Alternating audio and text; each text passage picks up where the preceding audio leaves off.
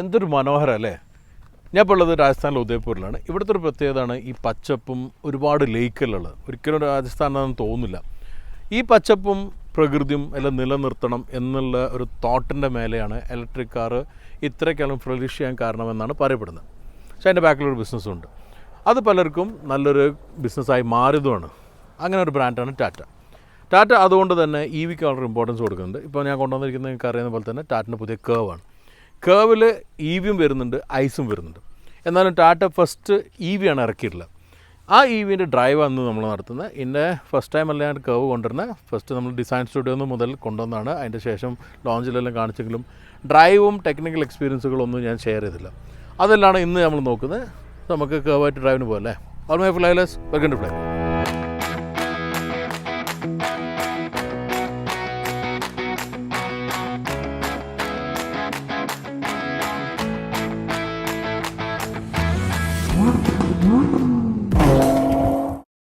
Tata E V first കൊണ്ടുവന്ന Tigor എന്ന മോഡലിലൂടെയാണ്. അത് ഗവൺമെൻറ്റിനും ഈ ടാക്സി പർപ്പസിനായിട്ട് മാത്രമായിട്ടുള്ളൊരു ചെറിയൊരു ഇ വി മോഡലായിരുന്നു.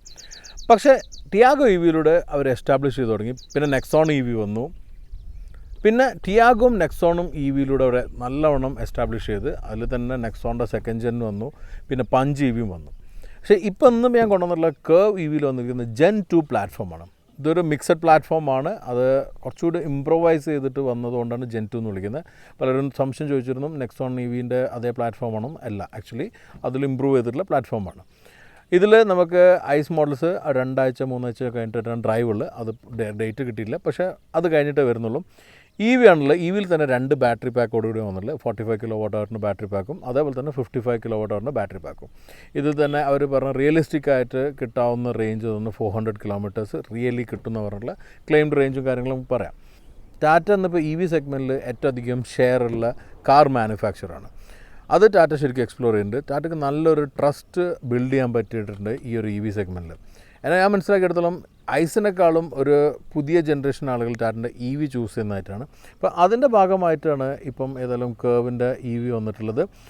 ഈ കേവ് എന്ന് പറയുമ്പോൾ ടാറ്റനെ സംബന്ധിച്ചിടത്തോളം ഇതൊരു പുതിയൊരു ഇ വി പ്ലാറ്റ്ഫോമും പുതിയൊരു മോഡൽ എന്നുള്ള കാര്യം ഒരു പുതിയ സെഗ്മെൻറ്റ് തന്നെ ഓപ്പൺ ചെയ്യുകയാണ്. ആ സെഗ്മെൻറ്റ് എന്ന് പറഞ്ഞാൽ കൂപ്പേ എസ് യു വി ആണ്. കൂപ്പേ എസ് യു വിയിൽ തന്നെ നമ്മൾ കഴിഞ്ഞ ആഴ്ചയാണ് സിട്രോണിൻ്റെ ബസാൾട്ട് ഡ്രൈവ് കൊണ്ടുവന്നതും നമ്മൾ ഡ്രൈവിങ് ചെയ്തത്. പക്ഷേ അത് ഐസ് മോഡൽസാണ്. അതിലുള്ള ഇ വി മോഡൽ വന്നിട്ടില്ല. അപ്പോൾ അതുകൊണ്ട് തന്നെ ടാറ്റനാണ് ഫസ്റ്റ് ഇ വി മോഡൽ വരുന്നത്.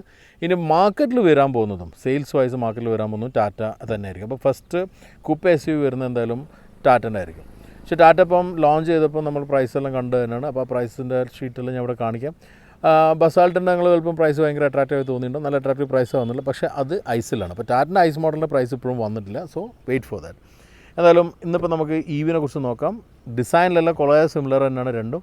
അപ്പോൾ അതുകൊണ്ട് നമുക്ക് അടുത്തൊരു ഡ്രൈവ് വരുമ്പോൾ നമുക്ക് ആ ഡിസൈനിൻ്റെ ഡിഫറൻസ് ഞാൻ പറയാം. പക്ഷേ ഇന്നിപ്പോൾ നമ്മൾ ബേസിക് ഡിസൈൻസും കാര്യങ്ങളും നോക്കി ഇൻറ്റീരിയറും നോക്കിയതിന് ശേഷം ഡ്രൈവിലേക്ക് പോകാം.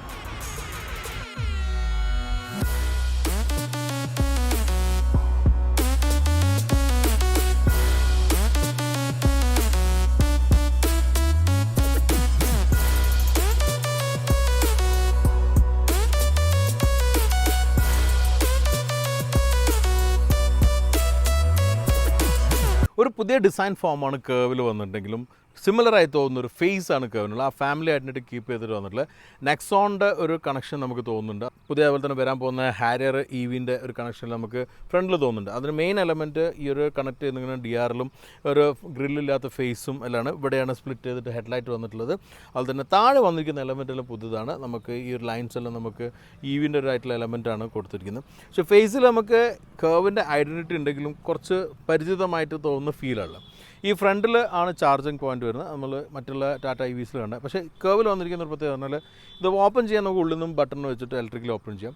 ക്ലോസ് ചെയ്യാൻ നമ്മൾ അഥവാ മറന്നു പോയാൽ കുറച്ച് സമയം വെയിറ്റ് ചെയ്തിട്ട് അതിൻ്റെ കറക്റ്റ് ടൈമിങ് ഓർമ്മയില്ല ക്ലോസ് ആയിപ്പോവും. അഥവാ നമ്മൾ വണ്ടി ഓപ്പൺ ചെയ്തിട്ട് വെച്ചിട്ട് ചാർജെല്ലാം പോയി ചെയ്ത് പോകുന്ന സമയത്ത് മറന്നു പോയാൽ വണ്ടി ലോക്കാകുമ്പോൾ ഓട്ടോമാറ്റിക്കലി ലോക്കാവും. അതാണ് ഫ്രണ്ടിൽ വന്നിരിക്കുന്ന ഒരു മെയിൻ കാര്യം. ഫ്രണ്ടിൽ നല്ലൊരു മാസ്കുലിൻ ഫീൽ ലഭിക്കുന്നുണ്ട്. പ്രത്യേകിച്ച് ഈ ഒരു കർവി ഷേപ്പിലുള്ളതുകൊണ്ട് തന്നെ ഒരു SUV ക്യാരക്ടർ കൊണ്ടുവരാൻ സാധിച്ചിട്ടുണ്ട് ടാറ്റയ്ക്ക്. അത് ശരിക്കും ടാറ്റൻ്റെ ഒരു ഡിസൈൻ ഐഡൻറ്റിറ്റി കീപ്പ് ചെയ്യുന്നുണ്ട്. ഇവിടെ നിന്ന് അങ്ങോട്ട് കാര്യങ്ങളെല്ലാം മാറി. പുതുതായിട്ടുള്ള ഒരു വീൽ ആർച്ച് വന്നിട്ടുണ്ട്, ബോൾഡാണ്. ഇവിടെ ഒരു പിയാനോ ബ്ലാക്ക് ഫിനിഷാണ് കൊടുത്തിരിക്കുന്നത്. അതിൻ്റെ പ്രാക്ടിക്കൽ ഡിഫിക്കൽട്ടീസ് എന്തായാലും ഉണ്ടാവും, പെട്ടെന്ന് സ്ക്രാച്ച് ആവും. അപ്പോൾ റഫ് ആയിട്ടുള്ള ഫിനിഷിനേക്കാളും പെട്ടെന്ന് സ്ക്രാച്ച് ആവാൻ ചാൻസ് ഉള്ള കാര്യമാണ്. പക്ഷേ ഈ ഒരു കർവിങ് നേച്ചറും ഒരു ബോൾഡ്നെസ് എല്ലാം തന്നെ ഒരു പവർഫുൾ ഫീൽ ലഭിക്കുന്നുണ്ട്. പിന്നെ എയറോഡൈനാമിക് ആയിട്ട് ഡിസൈൻ ചെയ്തിട്ടുള്ള 18 ഇഞ്ചിൻ്റെ വീലാണ് വന്നിരിക്കുന്നത്. അതുകൊണ്ട് തന്നെ ബോൾഡ്നെസ് ഉണ്ട്. ഗുഡിയറിൻ്റെ ടയറാണ്, അത്യാവശ്യം പ്രൊഫൈലും ഉണ്ട്. അപ്പോൾ അതുകൊണ്ട് തന്നെ റൈഡ് കംഫർട്ട് ഗുണം ചെയ്യുന്നുണ്ട്. ഇവിടെയാണ് ബസാലിനേക്കാളും ടാറ്റ സ്കോർ ചെയ്തത്. ബസാലിന് ചെറിയ വീൽ വന്നുകൊണ്ട് തന്നെ വലിപ്പം ശരിക്കും ഒരു ഫീൽ ചെയ്യുന്നില്ല വണ്ടിക്ക്. ഇത് ശരിക്കും ഒരു മാസ്കുലിൻ ഫീൽ ലഭിക്കുന്നുണ്ട്. സൈഡിലേക്ക് വരുമ്പം ഇവിടെ നമുക്ക് കുറച്ച് സിമിലാരിറ്റി തോന്നുന്നുണ്ടെങ്കിലും കർവിൻ്റെ ആയിട്ടുള്ള ഒരു ഡിസൈൻ എലമെൻറ്റ്സ് കാണാം. ഇവിടെ നമുക്ക് 360ൻ്റെ ക്യാമറ കാണാം. ബ്ലാക്ക് ഔട്ട് ചെയ്തിട്ടുള്ള ഒരു ഗ്രീൻ ഹൗസാണ്. ഇവിടെ നമുക്ക് EV ലോഗോ കഴിഞ്ഞാൽ പിന്നെ അവിടുന്ന് ഒരു ഡൈനാമിക് ലൈൻ വരുന്നുണ്ട്, താഴെ സ്കേർട്ടിങ് വരുന്നുണ്ട്. ഒരു പ്രത്യേകത ഉള്ളത്, സാധാരണ ഇങ്ങനെ സ്കേർട്ടിങ്ങുള്ള വണ്ടി നമ്മൾ ഇറങ്ങുമ്പോൾ പ്രത്യേകിച്ച് ഇങ്ങനെ ചളിയെല്ലായി കഴിഞ്ഞാൽ നമ്മളെ പാൻറ്റ് മേൽ ചളിയാവാൻ ചാൻസ് ഉണ്ട്. ടാറ്റൻ്റെ ഒരു ഗുണം എന്ന് വെച്ചാൽ ഡോറ് അതടക്കാതെ തുറക്കുന്നത്, അതിൻ്റെ ഉള്ളിലാണ് ബോഡി ലൈനിൽ. അതുകൊണ്ട് തന്നെ ഇറങ്ങുമ്പം ഈ ചളിയാവുന്ന പ്രശ്നം വരുന്നില്ല. പിന്നെ കുറച്ച് ടോളായിട്ടുള്ള വണ്ടിയാണ്. ഇവിടെ വരെ സ്ട്രൈറ്റ് ആയി നിന്നാൽ പിന്നെ ഫുള്ള് ഡ്രോപ്പ് ചെയ്ത് പോകുന്ന റൂഫ് ലൈനാണ്. അതാണ് കൂപ്പയുടെ ഒരു പ്രത്യേകത. പിന്നെ അതുപോലെ തന്നെ സിലൗട്ട് ഇങ്ങനെ കയറി വരുന്നുണ്ട്, ഗ്ലാസ് ഇങ്ങനെ ടാപ്പർ ചെയ്ത് പോകുന്നുണ്ട്. ഇവിടെ വരെ നിൽക്കുന്നുണ്ട് ആ ഒരു ഗ്രീൻ ഹൗസിൻ്റെ പോർഷൻ. പക്ഷേ ഇതൊരു ഡമ്മി പോർഷനാണ്. ഫ്ലഷ് ആയിട്ടുള്ള ഡോർ ഹാൻഡിലാണ്. അതിലിവിടെ ഒരു ലൈറ്റ് വരുന്നുണ്ട്, റിഫ്ലക്ഷൻ. രാത്രിയിൽ നമുക്ക് പെട്ടെന്ന് ഡോർ മനസ്സിലാക്കാൻ പറ്റും. അത് ഫ്ലഷിൻ്റെ ആയിട്ടുള്ളൊരു ഗുഡുണ്ട്, ഡ്രോബാക്ക് ഉണ്ട്. ഇപ്പോൾ ഇങ്ങനെ പിടിക്കാം, പക്ഷേ ചില സമയത്ത് സ്ലിപ്പാകുന്ന ഒരു ഫീലുണ്ട്. റിയറിലേക്ക് വരുമ്പം ഇത്രയും താഴ്ന്നു നിൽക്കുന്ന റൂഫ് ലൈനാണ്. ഇവിടെ തന്നെ ഒരു ഇൻബിൽഡായിട്ട് സ്പോയിലർ വന്നിട്ടുണ്ട്, ഷാർക്ക് ഫിൻ ആൻറ്റിന ഉണ്ട്, ഒരു കർവിനെസ് ഉണ്ട്. ഇതെല്ലാം ഡിസൈനിൽ കാണിച്ചാണെങ്കിൽ ഒന്നുകൂടെ കാണിക്കുകയാണ്. ഇത് റിയൽ ആയിട്ടുള്ള കാറാണ്, 1:1 ഡിസൈൻ അല്ല. അപ്പോൾ അതുകൊണ്ട് എത്രത്തോളം ക്ലോസ് ആയിട്ടുണ്ടെന്ന് നമുക്ക് നോക്കാം. ചെറിയൊരു റിയർ ഗ്ലാസ് ആണ്, പക്ഷേ നമുക്ക് റിയർ വ്യൂ മിററിൽ കറക്റ്റ് ലഭിക്കുന്നുണ്ട്. എനിക്ക് കൂടുതൽ ഫ്രണ്ടിനെക്കാളും ഇഷ്ടപ്പെട്ട റിയർ പോർഷനാണ്. നമുക്കൊരു ഉറുസിൻ്റെ ഒരു എലമെൻറ്റ് കാണാം, നല്ല എലമെൻറ്റാണ്, സ്പോട്ടിയാണ്. ഈ കറണ്ട് നിൽക്കുന്നൊരു ബ്ലാക്ക് ബാറുണ്ട്. ഈ ഒരു ലോഗോയെല്ലാം ശരിക്കും പ്രൊജക്റ്റ് ചെയ്ത് നിൽക്കുന്നുണ്ട്. അത്യാവശ്യം എൻഗേജ് ആയിട്ടുള്ള റിയർ പോർഷനാണ്. ശരിക്കും ഈ ഒരു ആംഗിളാണ് കർവിൻ്റെ ഒരു എൻഗേജ് ആയി നിൽക്കുന്ന ഒരു ഡിസൈനിൽ കുറച്ചൊരു ഹെവി ഫീലുള്ള. ഇവിടെ ലൈറ്റ് എലമെൻറ്റ്സ് വന്നു, കട്ടിംഗ് ആയിട്ട് നിൽക്കുന്ന ഒരു എലമെൻ്റ് ഉണ്ട്. കർവ് എന്നുള്ള ലോഗോ കാണാം. നമ്മൾ ബൂട്ടും ഇവിടെ ഇലക്ട്രിക്കലി തന്നെ ഓപ്പൺ ചെയ്യാൻ പറ്റും. ഈ ഓപ്പൺ ചെയ്ത് കഴിഞ്ഞാൽ അത്യാവശ്യം വലിയൊരു ബൂട്ട് സ്പേസ് ആണ്. 500 ലിറ്റർ ഇങ്ങനെ തന്നെ ലഭിക്കുന്നുണ്ട്. ഇതിൻ്റെ താഴെ സ്പെയർ വീലും വരുന്നുണ്ട്. അതിൻ്റെ വിഷ്വൽ ഞാൻ കാണിച്ചിട്ട് ഇപ്പോൾ ഇത്രയും ബാഗെല്ലാം വെച്ചിട്ടൊന്നും നിറഞ്ഞിട്ടില്ല. 40:60 സ്പ്ലിറ്റിലാണ് റിയർ സീറ്റ് വരുന്നത്. അങ്ങനെ ആകുമ്പോൾ നമുക്ക് കൂടുതൽ സ്പേസ് ലഭിക്കും. നമുക്ക് ഇലക്ട്രിക്കലി ക്ലോസ് ചെയ്യാനും പറ്റും. പിന്നെ താഴെയാണെങ്കിൽ ഈ ഒരു സ്കേർട്ടിങ് കൂടെ വന്നുകൊണ്ട് ശരിക്കും അട്രാക്റ്റീവായി നിൽക്കുന്നുണ്ട്. പക്ഷേ നേരത്തെ ഞാൻ പറഞ്ഞ പോലെ ഇവിടെ എല്ലാം വന്നിരിക്കുക പിയാനോ ബ്ലാക്ക് ഫിനിഷ്, ആ ഒരു ഗ്ലോസി ഫിനിഷ് പ്രാക്ടിക്കലി കുറച്ച് ഡിഫിക്കൽട്ടായിരിക്കും മെയിൻറ്റെയിൻ ചെയ്യാൻ. സ്ക്രാച്ച് വരാനുള്ള ചാൻസ് ഹൈ ആണ്. പിന്നെ ഒരു എലമെൻറ്റുള്ള ബൂട്ട് ജസ്റ്ററിൽ കൺട്രോൾ ചെയ്യാം. ഇപ്പോൾ ഇലക്ട്രിക്കലി അത് ഓപ്പൺ ചെയ്യാനും ഇലക്ട്രിക്കലി ക്ലോസ് ചെയ്യാനും സാധിക്കും. ഫുൾ ഓപ്പൺ ചെയ്ത് നിന്ന് കഴിഞ്ഞാൽ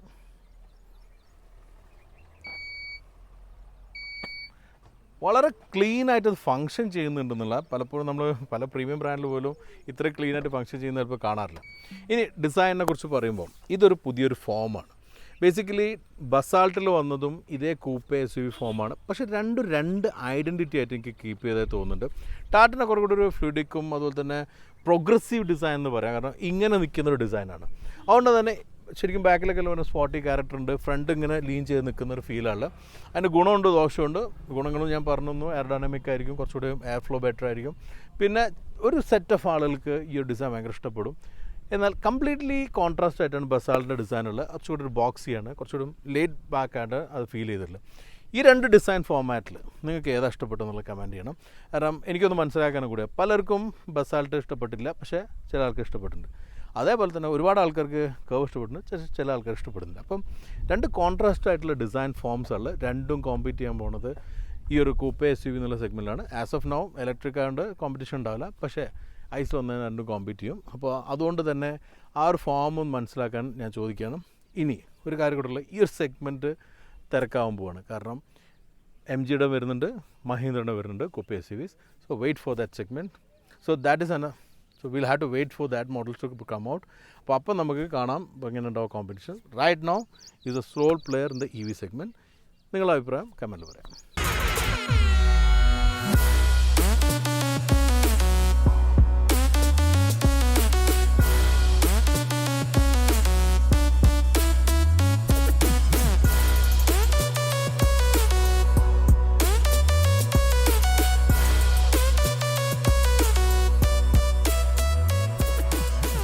ഇൻറ്റീരിയറിലേക്ക് വരുമ്പോൾ നമുക്ക് കുറേ പുതിയ എലമെൻറ്റ്സും അതുപോലെ തന്നെ പരിചിതമായിട്ടുള്ള എലമെൻറ്റ്സുമാണ് ഇതിലുള്ളത്.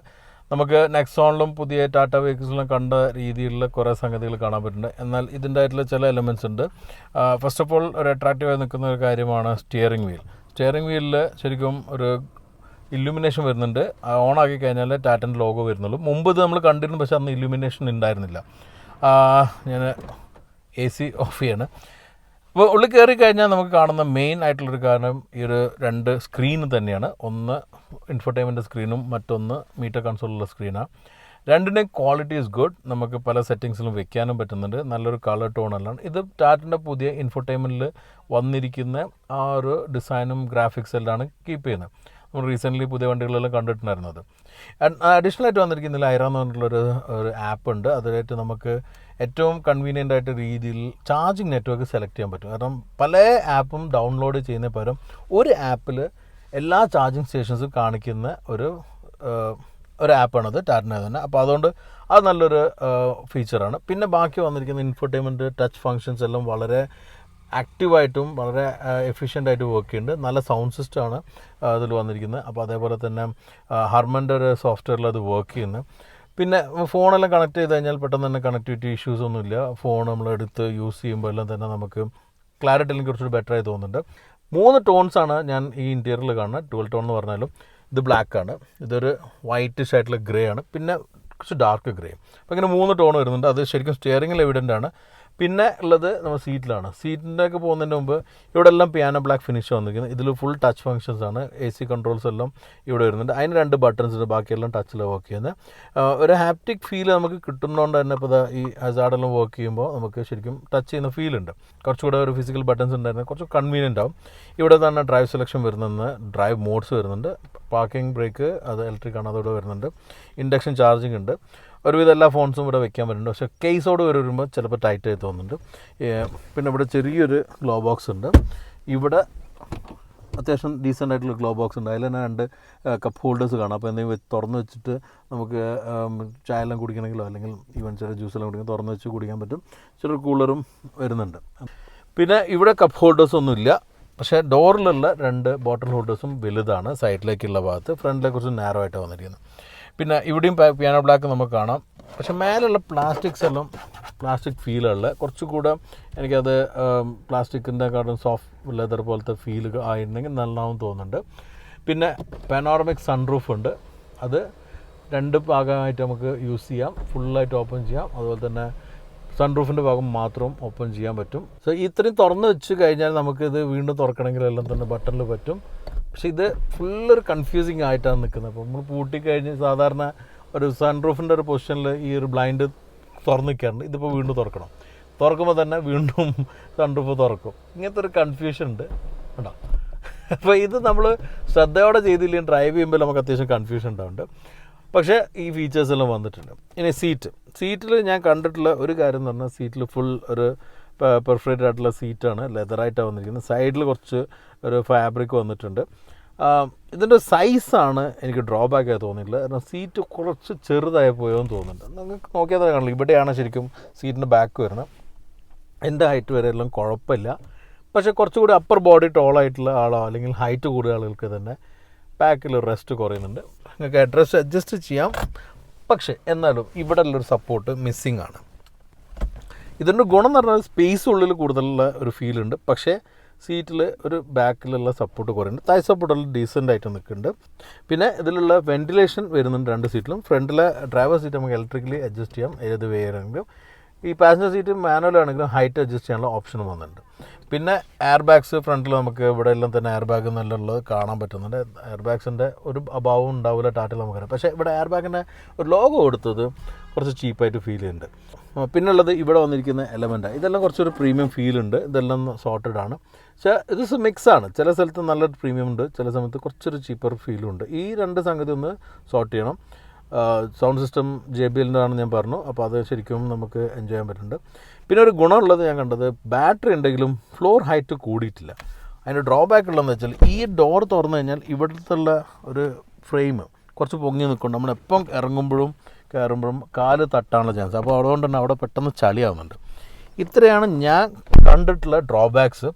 പക്ഷേ ഇതിനെല്ലാം ഓവർകം ചെയ്യാവുന്ന രീതിയിലുള്ള ഗുണങ്ങളുണ്ട്, ഫീച്ചേഴ്സ് ഉണ്ട്. നമ്മൾ ഹാപ്പി ആക്കുന്ന കുറേ കാര്യങ്ങൾ ഏതായാലും കർവിൽ ടാറ്റ കൊടുത്തിട്ടുണ്ട്, വിച്ച് അപ്രീഷിയേറ്റബിൾ തിങ്. നമുക്ക് ബാക്കി ഡ്രൈവിൽ നോക്കാം ഓരോ കാര്യങ്ങളും. I really like the interior, but these things should be improved. റിയറിൽ കയറുമ്പം കംഫർട്ടബിൾ ആണെങ്കിലും കയറിയിരിക്കുമ്പം കുറച്ച് കാര്യങ്ങൾ കംഫർട്ടബിൾ അല്ല. ഒന്നാമത് ഫ്രണ്ട് ലെവലിൽ ഫ്ലോർ ഹൈറ്റ് ഇവിടെ കൂടിയിട്ടുണ്ട്. സീറ്റ് ലോവറായി നിൽക്കുമ്പം കാല് വയ്ക്കാൻ എത്ര സ്ഥലമുള്ളൂ. പിന്നെ സീറ്റ് ഫ്രണ്ടിൽ കണ്ട പോലെ തന്നെ ചെറുതാണ്. തൈ സപ്പോർട്ട് മാനേജ് ചെയ്തിട്ടുണ്ട്, പക്ഷേ കാലിങ്ങനെ പൊങ്ങി നിൽക്കുന്നതുകൊണ്ട് തന്നെ തൈ സപ്പോർട്ട് കുറയുന്നുണ്ട്. പിന്നെ ഈ ഒരു ബാക്ക് റെസ്റ്റിൽ നേരത്തെ ഫ്രണ്ടിൽ കണ്ട പോലെ തന്നെ ഹൈറ്റ് ഇല്ലാത്ത പ്രശ്നമുണ്ട്. അതുകൊണ്ട് നമ്മളെപ്പോഴും ഈ അഡ്രസ്സ് പൊക്കി വെക്കണം. അഡ്രസ്സ് പൊക്കി വെച്ചാൽ വ്യൂ കുറയാനുള്ള ചാൻസ് ഉണ്ട്. പിന്നെ ഇവിടെ നമുക്ക് കപ്പ് ഹോൾഡേഴ്സ് അടക്കമുള്ള ഒരു ഹാൻഡ് റെസ്റ്റ് ഉണ്ട്. അതുപോലെ തന്നെ ലെങ്ത്ത് കുറയുന്നതുകൊണ്ട് ഈ കപ്പിൽ എന്തെങ്കിലും വെച്ച് കഴിഞ്ഞാൽ നമുക്ക് കൈ വയ്ക്കാൻ സുഖം ഉണ്ടാവില്ല. സെൻട്രൽ ആൾക്ക് ഇരിക്കാം, കാരണം ട്രാൻസ്മിഷൻ ടണലില്ല. പക്ഷേ വലിയ ആൾക്ക് ഇരിക്കുന്നതിനേക്കാളും കുട്ടികൾ ഇരിക്കുന്നതിന് കംഫർട്ടബിൾ. റിയറിൽ USB-C ചാർജർ വരുന്നുണ്ട്, 45 വാട്ടിൻ്റെ. AC-ൻ്റെ വെൻസും വരുന്നുണ്ട്. ഈ ഒരു പാനോറമിക് സൺറൂഫ് ഇവിടെ ഒരു ഓപ്പൺ ചെയ്ത് വെച്ചാൽ നമുക്ക് റൂമിനെസ് ഉണ്ട്, പക്ഷേ സിൽ ഹൈറ്റ് കൂടുതലാണ്. ഇത് ഞാൻ പുറത്ത് ഡിസൈനിനെ കുറിച്ച് പറയുമ്പോൾ പറഞ്ഞ കാര്യമാണ്. അതിലൊരു ദോഷം ഇതാണ്, എൻ്റെ ഒരു ഹൈറ്റിലുള്ളവർക്ക് വരെ ഇവിടെ വരെ കിട്ടുന്ന കുറച്ചുകൂടെ ഹൈറ്റ് കുറഞ്ഞവരാണെങ്കിൽ കുട്ടികളിലാണെങ്കിൽ പുറത്തേക്കുള്ള വ്യൂ കിട്ടും. അവിടെ ഈ ബസാലിൻ്റെ ഡിസൈനാണ് അതിൽ പ്രാക്ടിക്കലി ബെറ്റർ ആയി തോന്നില്ലേ. അതുപോലെ തന്നെ റിയർ സീറ്റും അവർ അടിപൊളി ചെയ്തിട്ടുണ്ട്. കാരണം ഇതിപ്പോൾ എൻ്റെ പൊസിഷനിലേ വെച്ചിട്ടുള്ളൂ, എന്നിട്ട് ഇത്ര നമുക്ക് നീ റൂം വരുന്നുള്ളൂ. ഹെഡ് റൂമും ഷോൾഡർ റൂമും എല്ലാം നല്ലോണം ഉണ്ട്, പക്ഷേ നീ റൂമും കുറവാണ്, ലെഗ് സ്പേസും കുറവാണ്. പക്ഷെ അത് നമുക്ക് ഫ്രീ ടു ഫ്രണ്ടിലേക്ക് ഇടുമ്പോൾ ഫ്രണ്ടിൽ ആളെ കോംപ്രമൈസ് ചെയ്യേണ്ടി വരും, നല്ല ഡ്രോബാക്ക് ഉണ്ട്. ബട്ട് ഇങ്ങനെ ഇരിക്കുമ്പോഴൊരു ഗുണം എന്ന് പറഞ്ഞാൽ ഫ്രണ്ടിലിനേക്കാൾ തിയേറ്ററിക്കൽ ഫീലുള്ളതുകൊണ്ട് പുറത്തേക്ക് ഇങ്ങനെയുള്ള വ്യൂ എല്ലാം ഉണ്ട്. പിന്നുള്ള സീറ്റ് കുറച്ച് സ്റ്റിഫായതുകൊണ്ട് തന്നെ നമുക്ക് കുഷ്യനി ആയിരിക്കുമ്പോൾ കുറേ ട്രാവൽ ചെയ്യുമ്പോൾ ബാക്ക് പെയിൻ എല്ലാം വരും. പിന്നെ സീറ്റിൽ ഫ്രണ്ട് സീറ്റിൻ്റെ ബാക്കിൽ ഗ്രേ കൊടുത്തുകൊണ്ട് പ്രാക്ടിക്കലായിട്ട് ഗുണമുണ്ട്, അഴുക്കാവില്ല, അങ്ങനെ ഗുണമുണ്ട്. പക്ഷേ സീറ്റ് പോക്കറ്റ് ഇല്ല. നമുക്കിവിടെ നല്ലൊരു സീറ്റ് ടൈപ്പ് ചാർജറെല്ലാം ഉണ്ടെങ്കിലും ഫോൺ എവിടെ വെച്ച് ചാർജ് ചെയ്യുന്നുള്ളൊരു ക്വസ്റ്റ്യൻ ഉണ്ട്. അപ്പോൾ ഇവിടെ നമുക്ക് പോക്കറ്റിൽ സ്പേസ് ഇല്ല. ഡോർ പാഡിലുള്ള സ്പേസ് കുറച്ച് വലുതാണ്, അതുകൊണ്ട് വലിയ ബോട്ടിൽ വരെ വെക്കാൻ പറ്റും. ടാറ്റ കേർവിൽ ഇവിടെ ഹിഡൻ ആയിട്ടൊരു വയലിൻ ബോക്സ് വെച്ചിട്ടുണ്ട് ഉണ്ടോ. പക്ഷേ ഇത് നമുക്ക് പഴയ ഫ്രങ്കല്ല, പുതിയ ഫ്രങ്കാണ്. 5 കിലോ വരെ വെക്കാൻ പറ്റും, സ്പേസും കൂടിയുണ്ട്. അതുകൊണ്ട് ചാർജർ കേബിളും മറ്റെല്ലാം ഇവിടെ തന്നെ വെച്ച് കഴിഞ്ഞാൽ ബൂട്ട് നമുക്ക് കാലിയാക്കി വെക്കാം. അത് നല്ലൊരു ഫീച്ചറാണ്.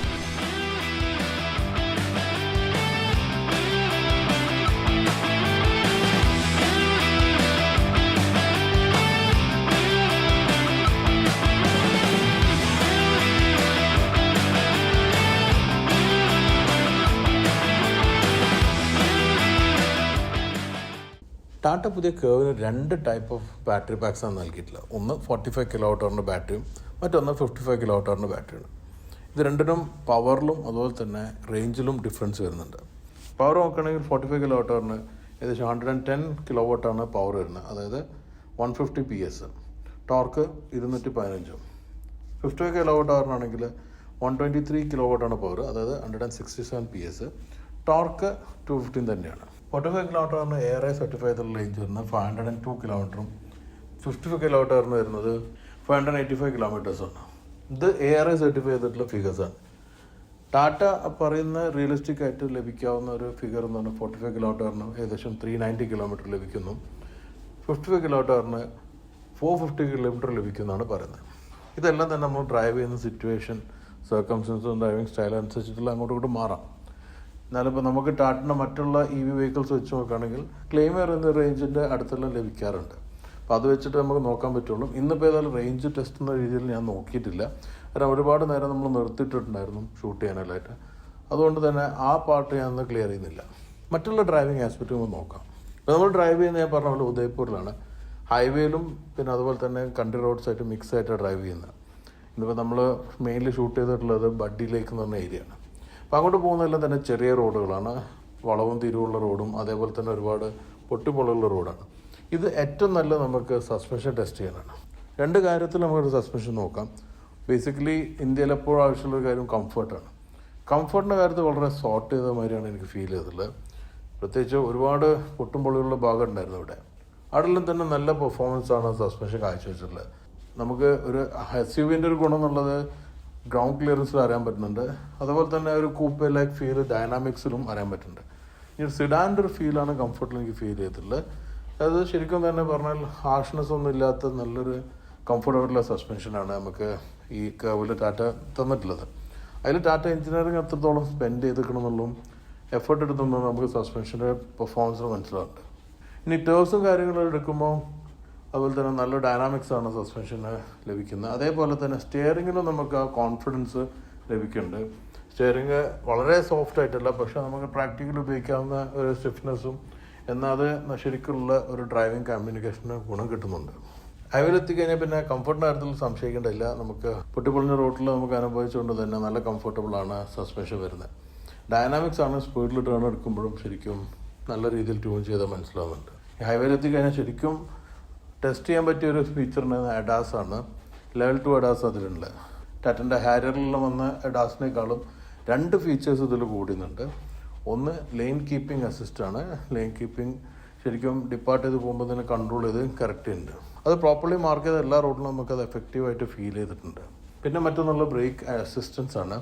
അതും തന്നെ ശരിക്കും ഇന്ത്യയിലെ കോണ്ടെക്സ്റ്റിൽ ശരിക്കും അനുഭവിക്കാവുന്ന രീതിയിലുള്ള ശരിക്കും മറ്റുള്ള യൂറോപ്യൻ വെഹിക്കിൾസ് ഉണ്ടാകുന്ന പ്രശ്നം അവിടുത്തെ ഒരു രീതിയിൽ ഡ്രൈവിംഗ് സ്റ്റൈലിലാണ് വെച്ചിട്ടുള്ളത്.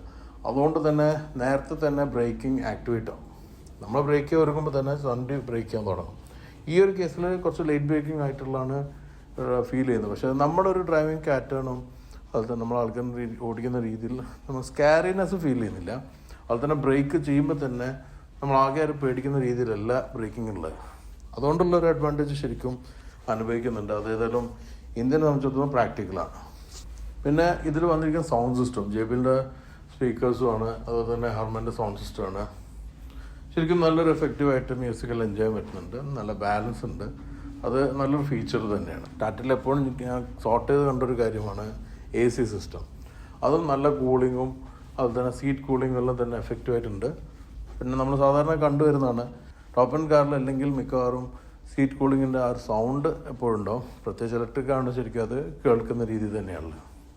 ഇലക്ട്രിക് ആകുമ്പോൾ നമ്മൾ മറ്റു കാര്യം ശ്രദ്ധിക്കുന്ന റിഫൈൻമെൻ്റ് ആണ്. അതിലും റോഡ് നോയ്സും വിൻഡ് നോയ്സും എല്ലാം തന്നെ കുറയ്ക്കുന്നതിൽ ടാറ്റ സക്സസ് ആയിട്ടുണ്ട്. വളരെ ഒരു പ്രീമിയം ഫീലാണ് നമുക്ക് ലഭിക്കുന്നത്. അതുകൊണ്ട് തന്നെ AC മറ്റുള്ള എൻഗേജ്മെൻറ്റ്സും ഇല്ലെങ്കിൽ വളരെ ഒരു ക്വയറ്റായിട്ടുള്ള ഫീലുണ്ട്. പക്ഷേ കേർവിൽ വന്നിരിക്കുന്ന ഐവാസ് എന്നുള്ള ഫീച്ചറുണ്ട്. അത് പുറത്ത് ആണ് ശരിക്കും കേൾക്കുക. അതിന് ചെറിയൊരു മുഴക്കം നമുക്ക് വേറെ സൗണ്ട് വലിയ ഉള്ളിലേക്ക് വരും. ഡിസ്റ്റർബിംഗ് ഒന്നുമല്ല. പക്ഷെ പുറത്ത് എനിക്ക് തോന്നിയൊരു കാര്യം ഐഡിയൽ അതൊന്ന് കുറച്ച് വയ്ക്കാമെന്നുള്ള.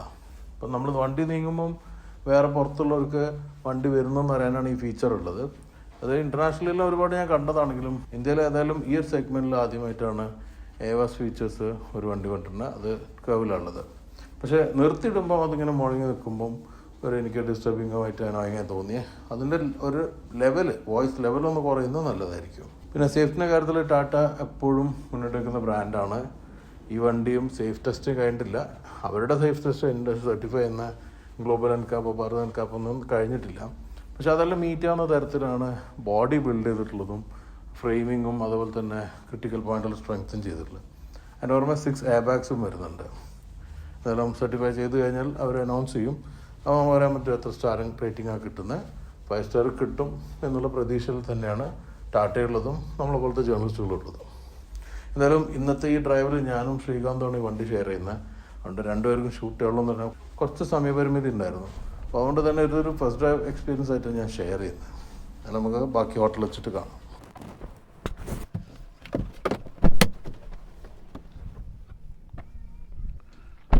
ഞാൻ പുറത്ത് വെച്ചിട്ട് എൻ്റെ കാണിക്കാൻ കാരണം ഈ ഒരു സൗണ്ട് നിങ്ങൾ കേൾക്കുന്നുണ്ടാവും. ഇതാ ഞാൻ നേരത്തെ പറഞ്ഞ സൗണ്ട്. കുറച്ചുകൂടി അത് കൂടി നിൽക്കും ഡ്രൈവെല്ലാം ചെയ്യുമ്പോൾ. എനിവേ നമ്മളിപ്പോൾ അത് ഡ്രൈവ് കഴിഞ്ഞ് തിരിച്ച് ഹോട്ടലിലെത്തി. ഹോട്ടലിലേക്ക് ഉള്ളോട്ട് ഞാൻ പോയിട്ടില്ല. ഇതിലൊരു കാര്യം കൂടി എനിക്ക് മെൻഷൻ ചെയ്യാനുള്ളത്, നമ്മൾ സാധാരണ ഇലക്ട്രിക് വെഹിക്കിളിനുള്ള വലിയൊരു ചാലഞ്ച് എപ്പോഴും ചാർജ് ചെയ്യാനുള്ള ഒരുപാട് ആപ്പുകൾ ഫോണിൽ ഡൗൺലോഡ് ചെയ്യണം. പല ആപ്പുകളും വേണ്ടി വരും. പല സ്ഥലത്തും പല നെറ്റ്വർക്കൊക്കെ ഉപയോഗിക്കുന്നുണ്ടാവുക. അപ്പോൾ അതെല്ലാം നോക്കാനല്ലായിട്ട് ഒരുപാട് ആപ്പ് ഉപയോഗിക്കണം. അതുപോലെ തന്നെ ഒരുപാട് ഇത് ചെക്ക് ചെയ്യേണ്ട ആവശ്യം വരാറുണ്ട്. പക്ഷേ ടാറ്റ അതിനിപ്പോൾ ഒരു സൊല്യൂഷൻ കൊണ്ടുവന്നവർ ഐറ ആപ്പിൽ എല്ലാ ചാർജിങ് അവൈലബിൾ ആയിട്ടും കൂടെ ഒന്ന് കൺസോൾട്ടേറ്റ് ചെയ്തു അതിൻ്റെ അവൈലബിലിറ്റിയും കാര്യങ്ങളെല്ലാം ചെക്ക് ചെയ്യുന്ന രീതിയിൽ ഒരു ഓപ്ഷൻ കൊണ്ടുവന്നിട്ടുണ്ട്. അത് വളരെ ഒരു കൺവീനിയൻറ്റ് ഫീച്ചറാണ്. അതിൻ്റെ ഒരു സംഗതി പറഞ്ഞാൽ ഇപ്പം പേയ്മെൻറ്റ് ഗേറ്റ് വേ ഒന്നല്ല എന്നുള്ളൂ. പക്ഷേ അതും ഒരു ഇതിലാക്കാനുള്ള പ്ലാൻ ഉണ്ട്. ഒരു ആപ്പിൽ നോക്കിയാൽ തന്നെ എല്ലാ ചാർജിങ് അവൈലബിലിറ്റിയും ആ ചാർജിങ് സ്റ്റേഷനെ കുറിച്ചുള്ള ഡീറ്റെയിൽസ് എല്ലാം കിട്ടുന്ന രീതിയിൽ ഐറ കൊണ്ടുവന്നിട്ടുണ്ട്. സോ ഇന്നത്തെ ഇപ്പം ഈ ഡ്രൈവ് ഇവിടെ തീരുകയാണ്. ഞാനും ശ്രീകാന്തും കൂടെ ആയിരുന്നു വണ്ടി ഷെയർ ചെയ്ത്. അത്യാവശ്യം നമ്മൾ എൻജോയ് ചെയ്തിട്ടുണ്ട്. എവിടെ ചളികളിലും പിടിച്ച് കാണുന്നുണ്ടല്ലോ. എന്തായാലും നിങ്ങൾക്ക് ഈ പുതിയ കർവ് ഈവിനെ കുറിച്ചിട്ട് തോന്നിയിട്ടുള്ള അഭിപ്രായം എന്താണെന്നുള്ളത് കമൻറ്റിൽ പറയാം. നിങ്ങളുടെ ഫ്രണ്ട്സിലെല്ലാവർക്കും താല്പര്യമുള്ളവരുണ്ടെങ്കിൽ അവർക്ക് ഈ വീഡിയോ ഷെയർ ചെയ്തെല്ലാം കൊടുക്കുക. എന്തായാലും നല്ലൊരു അറ്റംപ്റ്റാണ് ഈ ഒരു പുതിയ ബോഡി ഫോമും ഈ ഒരു സെഗ്മെൻറ്റിലേക്കും ടാറ്റ നടത്തിയിട്ടുള്ള ഇമ്പ്രൂവ്മെൻറ്റ്. ഇലക്ട്രിക് വെഹിക്കിൾ എന്നുള്ള നല്ല ഇമ്പ്രൂവ്മെൻറ്റ് ഉണ്ട്. ഞാൻ കുറേ കാര്യങ്ങൾ ഇതിൻ്റെ ഇമ്പ്രൂവ് ചെയ്യേണ്ട കാര്യങ്ങളും പറഞ്ഞിട്ടുണ്ട്. പുതിയ കേവോടുകൂടി ടാറ്റ ഏതായാലും പുതിയ സെഗ്മെൻറ്റ് ഓപ്പൺ ചെയ്യുന്നുണ്ട്. നല്ലൊരു ഇനീഷ്യേറ്റീവാണ്. ആ ഒരു സെഗ്മെൻറ്റ് തന്നെ ഒരു ഹാപ്പനിങ് സെഗ്മെൻറ്റ് ആവുമെന്നാണ് ഞാൻ വിശ്വസിക്കുന്നത്. മറ്റുള്ള ബ്രാൻഡ് കൂടെ വന്നതിനാൽ ശരിക്കും നല്ലൊരു ഹാപ്പനിങ് സെഗ്മെൻറ്റ് ആവും. ഇതിൻ്റെ ഐസും കൂടെ വരാനുണ്ട്. അത് വരുമ്പോൾ അതിൻ്റെ പ്രൈസിങ് കൂടെ നമുക്ക് അനുസരിച്ചിരിക്കും ആ ഒരു മാർക്കറ്റ് പ്രസൻസ് മനസ്സിലാക്കാം. എന്തായാലും ഈ ഒരു സെഗ്മെൻറ്റിൽ EV വരില്ലാത്തതുകൊണ്ട് they are actually the benchmark it. വണ്ടി വൈസ് ഞാൻ പറഞ്ഞു നല്ല ഇമ്പ്രൂവ്മെൻറ്റ് പല കാര്യത്തിലും നമുക്ക് ഫീൽ ചെയ്യുന്നു. പ്രത്യേകിച്ച് ഡ്രൈവ് ട്രെയിൻ അങ്ങനത്തെ എല്ലാം ഇമ്പ്രൂവ് ചെയ്യേണ്ടതായിട്ടുള്ള കുറേ കാര്യങ്ങൾ ഞാൻ പറഞ്ഞിട്ടുണ്ട്. അപ്പോൾ ഇതെല്ലാം നിങ്ങൾക്ക് മനസ്സിലാക്കിയിട്ട് നിങ്ങൾ ഒപ്പീനിയൻ ഫൈനലൈസ് ചെയ്യാം. വണ്ടി വാങ്ങാൻ താല്പര്യമുള്ളവർ എന്തായാലും ടെസ്റ്റ് ഡ്രൈവ് ചെയ്യണം. ഞാനതെപ്പോഴും പറയുന്നതാണ്. അവൈലബിൾ ആയിട്ടുള്ള വണ്ടികൾ നമ്മൾ ടെസ്റ്റ് ഡ്രൈവ് ചെയ്തിട്ട് ഒരിക്കലും ഒരാളെ ഒപ്പീനിയൻ മാത്രം കേട്ട് വാങ്ങാൻ പറ്റില്ല. ഓരോരുത്തർക്കും എന്തായാലും ഓരോ വ്യൂ ഉണ്ട്. അപ്പോൾ ഞാനാണെങ്കിലും മറ്റുള്ള ജേർണലിസ്റ്റും ബ്ലോഗേഴ്സിനെല്ലാം വേറെ വ്യൂസ് ഉണ്ട്. പക്ഷേ നിങ്ങൾക്ക് നിങ്ങളുടേതായ ഒരു വ്യൂ വരണം. അത് നിങ്ങൾ വണ്ടി ഓടിച്ചിട്ടാണ് കിട്ടുക. അപ്പോൾ അങ്ങനെ ഓടിച്ച് നോക്കുക. എന്തായാലും ഈ ഒരു വീഡിയോ നിങ്ങൾ ലൈക്ക് ചെയ്യും ഷെയർ മറക്കായിരിക്കും. അടുത്ത തവണ മറ്റൊരു വെഹിക്കിളായിട്ട് കാണുന്നത്. Stay safe and enjoy wheeling.